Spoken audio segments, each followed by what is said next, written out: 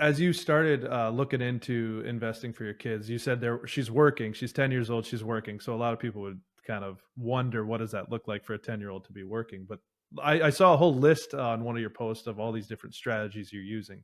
So what was kind of the basic entry level that you started with when you were trying to start her investments? Well, for her, she likes to, if she's on one of my podcast, one of my social media posts, that's working for her. And she's actually really good.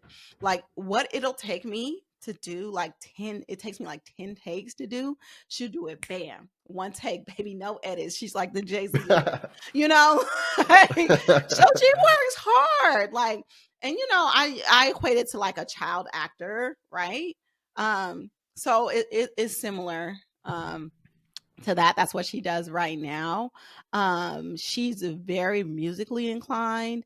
Later, maybe she'll start a platform where she makes beats for people or does background singing for people or something like that. But like, take the things that she's really good at and she enjoys and teach her how to create a business from that. And what did you, so like, how are you, I guess, structuring what you're paying her, and how do you know that you're working within what's legal? I don't. So you can't. So let me just tell you the investment accounts that she has, right?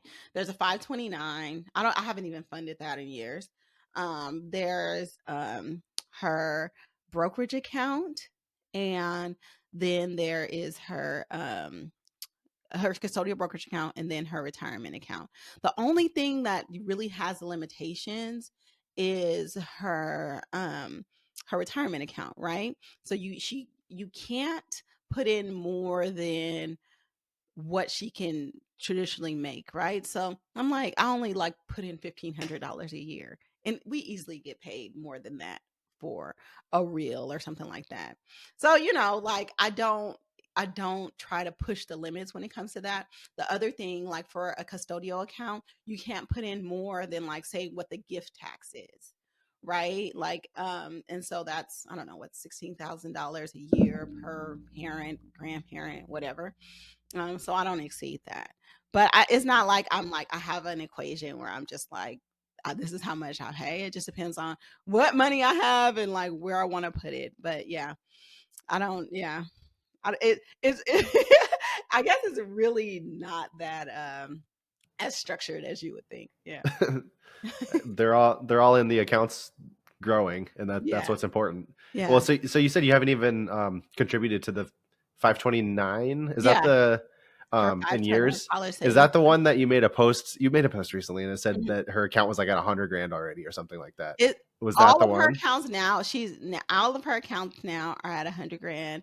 Her $78,000 of that is her 529, and I probably put $30,000 into that account and haven't touched it since then. And that's how she's getting a Tesla.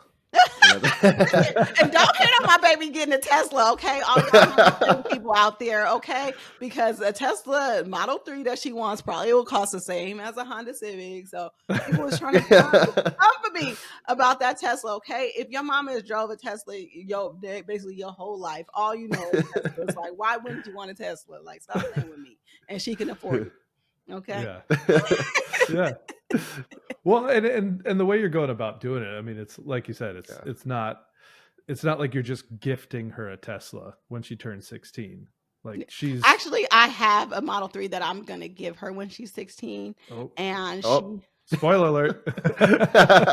She already knows this already. Yeah, she knows it's her So car. When you get in the car, she's like, "This is my car. Don't fuck it up." Like, basically, she's like, stop playing. But she'll get it. Her thing is she'll pay to get it wrapped. Because she'll want it her little weird colors that she likes. And then that's she'll have a car. That's cool. So she's buying your new Tesla Model 3. Yes. Yeah, it's not going to be new in 6 years. And she's like, Roadster. She'll get you the Roadster. A Roadster. She's like, I'm worried that this car is going to be outdated in 6 years. Like, what will happen? I'm like, girl, shut up. Like, because our other Tesla is like 7 years old. I'm like, it's just going to be like this car. And she's like, oh, yeah. That'll do. That'll do, I guess. Now with what you're doing, it sounds like your investments are pretty passive. I mean, yeah. other than the 5 a.m. Vanguard calls, which But I those could are fun for me. But I was mean, gonna say I yeah. commend you for that because I do night shift and I always go into the night shift and I'm like, okay, I'm gonna do this, this, and this, and then by like 2, 3 in the morning, I'm just like, You're a I'm just zombie. gonna Your brain I'm gonna stops get on working. Craigslist for a little bit. But at 5 o'clock, though, at 5 o'clock, once you get over that 3 o'clock up, you're good. Like at 5 o'clock, something ticks. Like enough for you to be on the phone. Like I'm not doing much more than that. But yeah, they're passive in the sense that my contributions are for the most part automated, and I don't really think about it, and they grow like crazy. Any interest in getting back into real estate ever?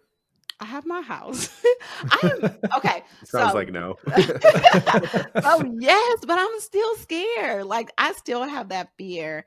I was thinking about maybe syndications. I have a really good friend who buys hotels, and I'm like, maybe I'll buy a hotel with her. But yeah, there's still a lot of fear around it. I'll be like, sounds good, but Yeah. I know Well, there's a Instagram person that's from the Bay Area that buys hotels. It's not the lattes and leases lady, is it?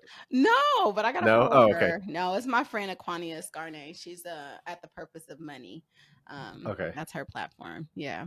so you don't, even with everything you went through before, like do you feel like if you did get back into real estate, you'd be better prepared for it or have some better like contingencies in place to protect you? I mean, I definitely have like more backups, but I also have more options. Like, I'm just like, if I get into real estate, it's gonna be from like a self-directed IRA or an equivalent, something like that, where I'm not really gonna stress off of that money. It's gonna be like, oh, retirement, and I forgot about, and I'm just like, okay, I'll throw this into a deal, which I didn't have the luxury of doing before. So yeah, I mean, I think about it, like, believe me, I have so many friends that are into real estate and short-term rentals and all this kind of stuff.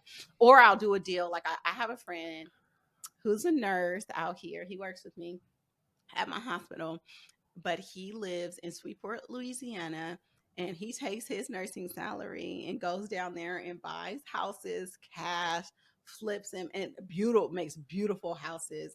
So I'll do a deal with him where I'm just like, I know it's like I'll give him like $100,000 cash, and then I know he's going to turn that into something. So something like Yeah. that, something that's less Yeah. risky, Well, with somebody that I know and I trust.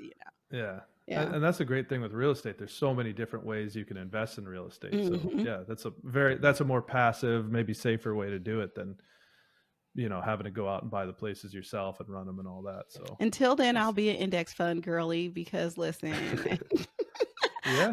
those investments have not failed me. Okay.